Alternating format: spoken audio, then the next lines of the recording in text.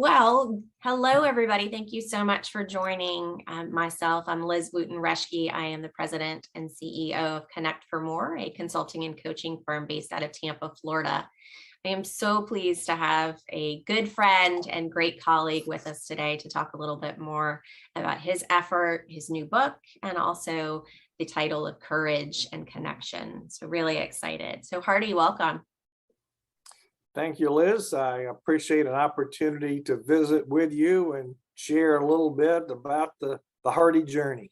The Hardy journey. Speaking of, our number one question for folks is always your leadership journey. You know, what has that journey looked like for you? What events, what people, what connections led you where you are today? So is this a single episode or is this a series that's going to go for a while? Because we could probably do a series, but yeah, let's think about what I tell when I'm facilitating. Keep it in like 2 minutes or less. Liz, I would share that my list of lived experiences and the Hardy journey has been a lot of fun. It's been very interesting. And the reason it's been a lot of fun and very interesting and a little bit challenging along the way is because I've been afforded so many amazingly wonderful opportunities by a lot of special people.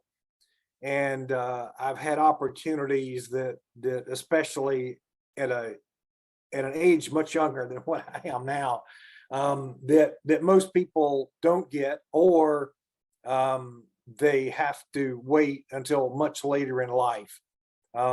So the opportunities that have come my way and presented themselves have been made to happen by a lot of great individuals and lots of people who've kind of supported Hardy kind of moving along and getting involved in things. In a good bit of that journey happened or started in my hometown of Talladega, Alabama, and where I can say I'm really the old story about the village and raising the child. I was one of those children that the village helped raise. Now they probably thought we better get our arms around this kid or there's going to be trouble. So a lot of benefits there. And then fast forward to a 30-year career in the high performance world of NASCAR racing and opportunities to do things there that, again, not many people ever get a chance to do and be around people that not many people get a chance to be around. And so the leadership lessons and the leadership experiences that I had in NASCAR world are what I bring now to my work with nonprofits, associations, and chambers of commerce. So those lessons are a little bit unique, a little bit different. I'm, I guess, trained to think differently. I'm trained to ask challenging questions, be a little bit of a contrarian from time to time, and also have a little bit of fun with it. Awesome. So that's kind of a quick wrap up of what the journey has looked like. Well, I love that. And thank you for sharing, that NASCAR perspective. But as a parent and as a former educator, I always appreciate that reference to it takes a village. And I think particularly when we're talking about connection and how it's impacted your work, I'd love to hear some of those influential connections that did impact your service now with nonprofit organizations and chambers, but also, how you have learned to define courage and perhaps even how you define courage. Well, I think, so here's maybe a 2 or 3 or 4 for one answer to one question. Along the way, it was certainly a great opportunity and privilege to me to work for the Bill France family, which founded and owned NASCAR. And I had an opportunity in my work with NASCAR to work for Bill France Jr. and a lot of people directly for Bill. And a lot of people ask, well, what's the the best lesson you ever got from working in that arena? And I said, oh, that's easy. And Bill taught me to anticipate. And he said, anticipate, recognize your problems in advance and get the solutions. As a matter of fact, Liz, my job description mandate was to do exactly that. And that was identify problems before they happened and make sure they didn't happen. Wow. And by any chance, if I slipped up and the problem did occur, then I wasn't doing my job, but I could somewhat redeem myself by making sure it got fixed and fixed in a hurry. So translating that to the world of nonprofits and associations, you know, a whole lot of what nonprofits do is following the rinse and repeat of best practices. Well, a good friend of mine, Stephen Shapiro, wrote a very successful book, and the name of the book was "Our Best Practices Stupid?"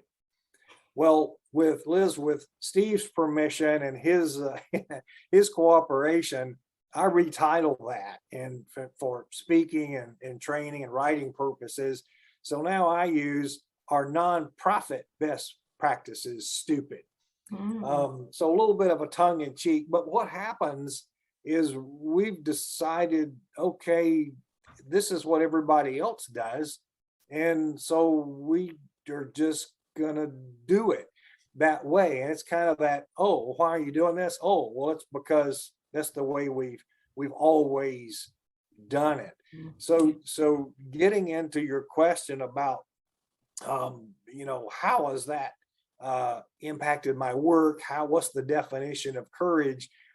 I think the way I've utilized that, and my definition of courage for nonprofits and boards especially, is courage is being willing to recognize what you're doing isn't working, and recognizing that change is going to happen, and it's going to happen continuously. There are different reasons for change. We've all been through a pretty significant period of change and challenge, but there was change and challenge before that, and there's going to be change and challenge after COVID pandemic. So there's always going to be something. So organizations, nonprofits especially, have got to be willing to change. They've got to be willing to adapt.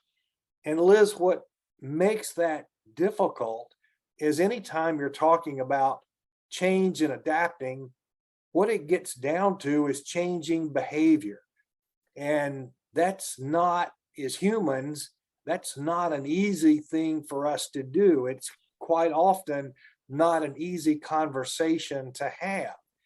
And doing something differently than has been done before you and previously. So that's my definition of courage for the nonprofit sector.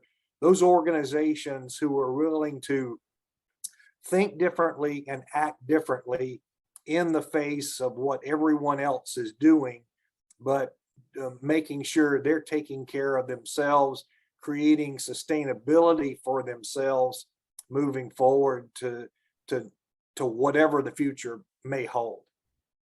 Well, and it's interesting you say the word change, because I think change in so many nonprofit boardrooms feels like a threat, or it feels like uncertainty, undesired. And, you know, as you referenced, the last 2 years, as we film in the spring of 2022, I mean, there's been no option for change. We have had to learn to figure this out. And so that idea of courage, of admitting when you've tried something that quite frankly didn't work, or, and this is probably a least favorite word than change, failed. And as a board, being willing to say, okay, what lessons did we learn and where do we go from here? So I think that's a really important point, Hardy.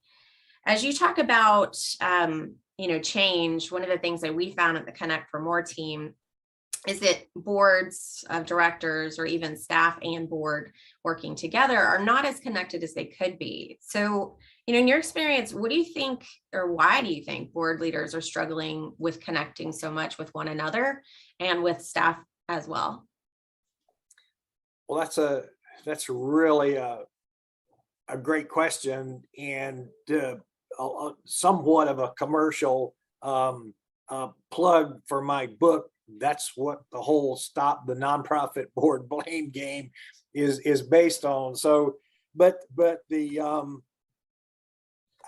to get it into maybe a soundbite type answer, but there's a whole lot behind all of this.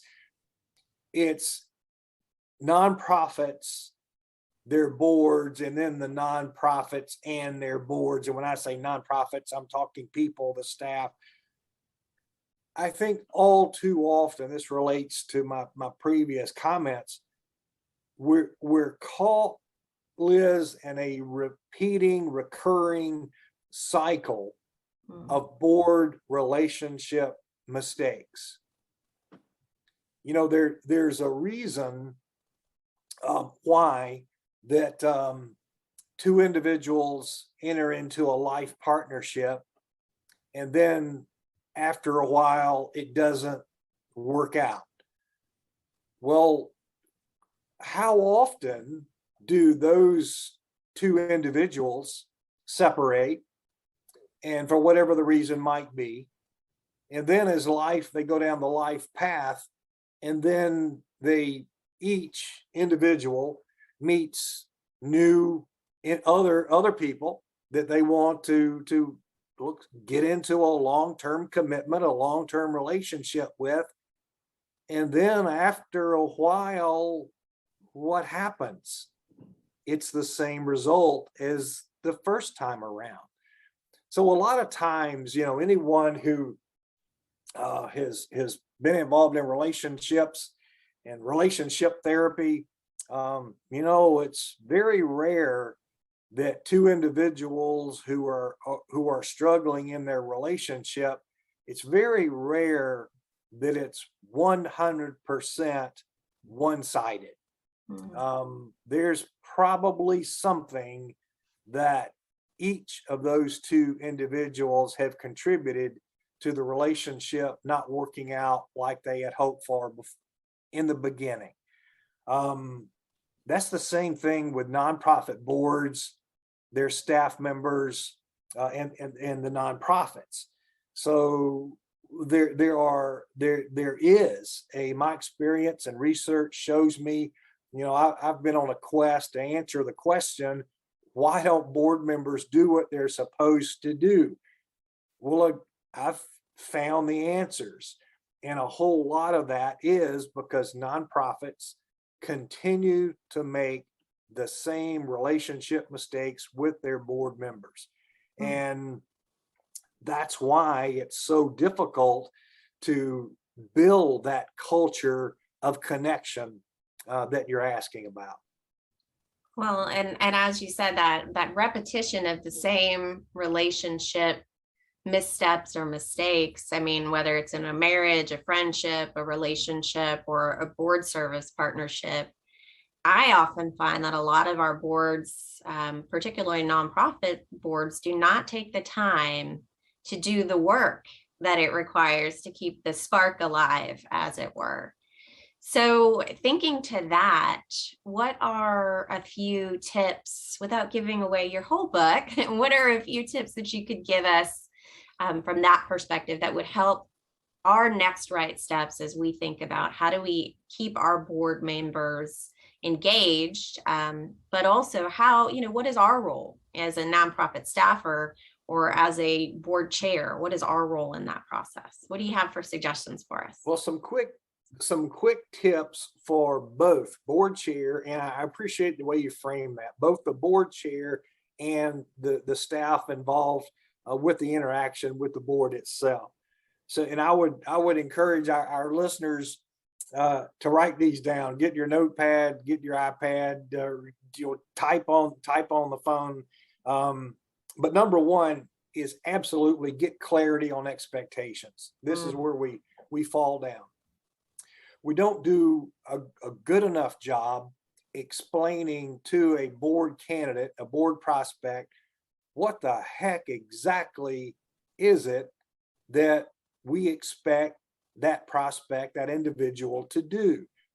In large part, without getting too much, having too much of a reveal here, but in going too deep with the time that we have, in large part, we don't bring clarity to the board recruiting conversation because we're afraid that individual will tell us no. Mm. And because we haven't approached board recruiting with intentionality, we're not working in advance. We're really working at the last minute. And if we can't get Liz, well, I mean, she could be a great board member, but if we don't get Liz, who else are we going to get? So if we tell Liz, here's all these things we want you to do, Liz says, whoo, gosh, great cause, great nonprofit. I am way over committed and I just have to say no, respectfully say no. Wow, now we have nobody. So let's don't tell Liz. Let's just let her know about all the fundraising we want her to do. Let's let her know about the checks we want her to write after we get her to the altar and after she says, I do. Mm. Well, back to the relationship situation, how often does it work out when you say, look, I got things I expect out of this relationship, but I'll explain them later after I get that commitment? How often does that really work out? Right. Talk Not about a often. switcheroo. Another part of the getting clarity on expectations is, as a nonprofit, it's so critical, Liz, to listen to what your board candidates' expectations are. So between the two of you in this conversation, it's really important to listen and stop talking and listen. So it's quite possible that a very good board candidate has a different mindset as far as expectations go, what they're willing to do, and they just, sometimes no can be the best answer in the recruiting process. The best answer for them, the best answer for you. So number one, get clarity on expectations. And number two is be intentional with board recruiting. Know what it is that you want your board member and what's your ideal board member bring to the table. And then whether it's experience, whether it's characteristics, are they going to be a good fit? The skills, the talents, what is it that they're going to bring to the table? The ideal board member. And then who? So who are those people? So if you want to build a championship baseball team, for example, you have to have a top rated pitcher. Well, you don't need 10 first basemen. You need some good pitchers. So concentrate on getting the pitchers that you need. So be intentional with recruiting. Number three, real quickly, is communicate effectively.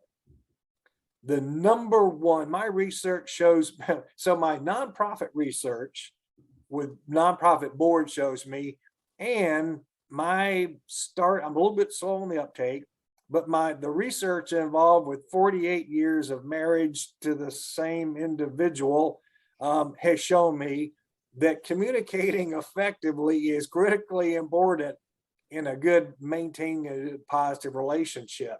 And it's not the amount of communication, but it's the quality of communication.